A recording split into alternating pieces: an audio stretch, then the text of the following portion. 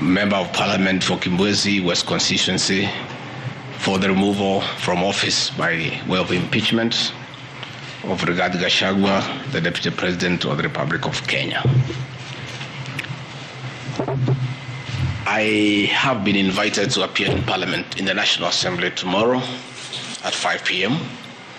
and I want to confirm to the honorable members and the Speaker and the people of Kenya that I'll avail myself at that time and prosecute my defense for 2 hours. And I trust the honorable members will be kind enough to allow me to respond in silence. I, however, considered that I'm elected by the people of Kenya directly. On 9th of August 2022, Kenyans woke up early to go and vote in their president and deputy president. And out of the millions of Kenyans who turned up, 7.2 million Kenyans decided willingly that Dr. William Ruto should be elected as president and Gachagua as the deputy president. I think it's only fair when members of parliament decide that they want to remove the deputy president from office, the people who were elected regarding Gachagua as deputy president hear his side of the story. I think it's only fair. And I thought it's also respectful to the voters to have the first opportunity to hear from me before the honorable members, because they are the ones who elected me to office.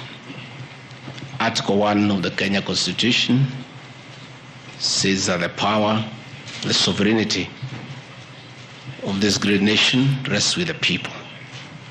And Parliament, that is the National Assembly and the Senate, enjoy delegated authority from the people.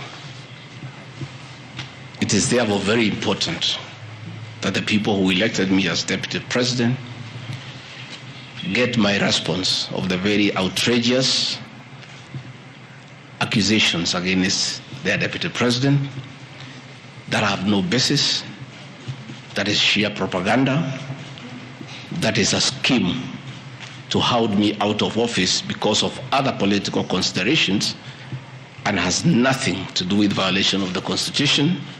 It has nothing to do with gross misconduct, and it has absolutely nothing to do with committing international or national crimes.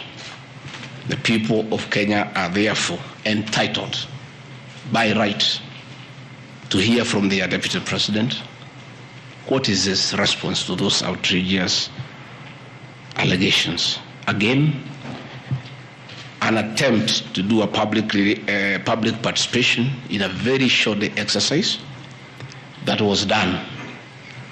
My response was not part of what was presented to the people of Kenya. The people of Kenya were being asked to give their views as to whether the deputy president should be impeached from office, and the accusations were attached, but in a highly legalistic language beyond the comprehension of many Kenyans. But the response of the deputy president was not there to enable them make an informed decision by listening to the charges against him and listening to his response. Because the rules of natural justice demand that no man should be condemned unheard.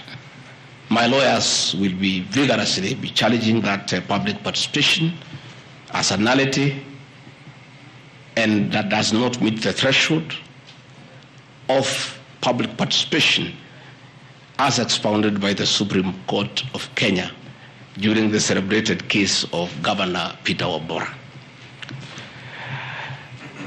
The motion alleges that 2 years since assuming office, Gachagua has acquired property and wealth whose estimated value is 5.2 billion.